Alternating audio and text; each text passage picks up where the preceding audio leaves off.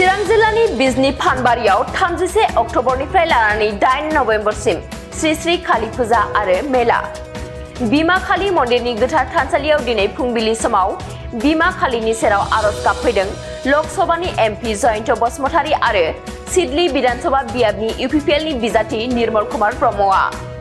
बे सुजुगावनो बिटिआरनि गासै थागिबि आरो हादरनि गासै रायजोफोरनिसिम दिवाली एबा सोरां फोरबोनि हामलायनाय जासिहरनानै साफ्रोमबोनि जिउआव सोरां आरो गोजोनखौ हास्थायदों एमपि जयन्त बसुमतारीआ। बेनि अनगायैबो 13 नभेम्बराव जानो गोनां सिडली विधानसभा बियाबनि उफ्रा बिसायख'थियाव इउपिपिएलनि बिजाथि निर्मल कुमार ब्रह्मआ देरहासार फिथाइ मोनगोनखौ आसा फारिदों एमपि बिथाङा।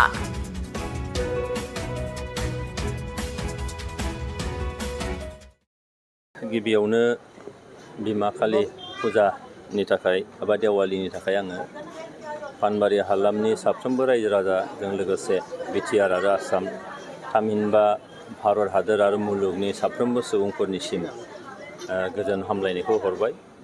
मिजिं खालामो बे पहरनि मोनसे उत्सब, बे उत्सबनि गेजेरजों साफ्रोमनिबो गोसो गोरबोआव मोनसे सोराङा फैथों, जिउआव मोनसे सोरां फैथों, बेखौ आं मिजिं खालामबाय।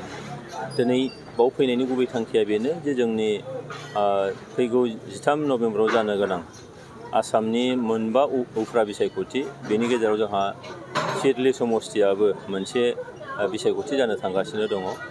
बिनि जोंनि इउपिपिएलनि थामहिनबा एनडिएजों मदद होजानाय बिजाथि निर्मल कुमार ब्रह्म बिथांखौ लाफानानै बिमानि खाथियाव जोङो बोर बिफैदों जेन' फैबाय थानाय 13 नभेम्बरनि बिसायख'थियाव जोङो मैखोम मोनसे हेंथा गैयाजासे, खुनु बादा गैयाजासे जों देरहानो हायो।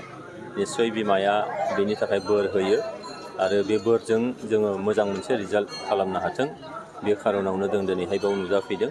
लोगोआव आंजों निर्मल कुमार ब्रह्म बिथाङाबो दंफायो, जोंनि इएम धनन्जय बसुमतारी बिथाङाबो दं आरो जोंनि दोलोनि गासिबो मावथि हान्जा फारियाफ्रा बिथांमोना दंजोबो। मिजिं खालामदों बिमाया जोंखौ अनगोन आरो बे अननायनि गेजेरजों जोङो मोजाङैनो बे बिसायख'थिखौ जों बारनो हागोन।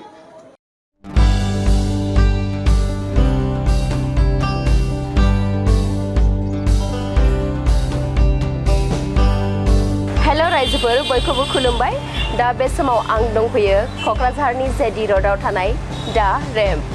दा फैदो बिदिब्ला जों फुजा बोथोरावहाय बे दा रेम्प मलावहाय मा गानग्रा जोमग्रा मोनो, मा ब्रेन्डनि गानग्रा जोमग्राखौ जों गाननानै गावखौनो समायहोनो हायो, फै बे समाव जों नायनानै लानि बेवहाय मा ब्रेन्ड मोनो दा रेम्पआव।